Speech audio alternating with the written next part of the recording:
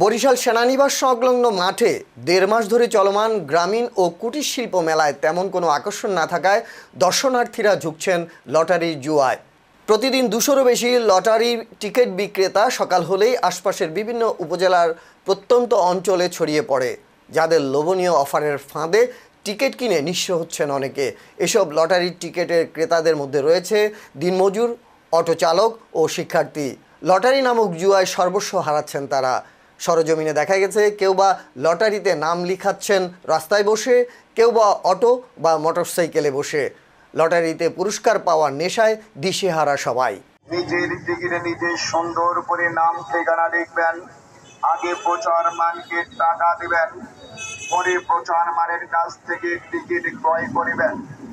চন্দ্রী রজনীতে 4 ভরি স্বর্ণ অলঙ্কার, 8টি মোটর সাইকেল, মনোমুগ্ধকর 61টি পুরস্কার, সেই সঙ্গে সঙ্গে সুখবর, আনন্দের সংবাদ।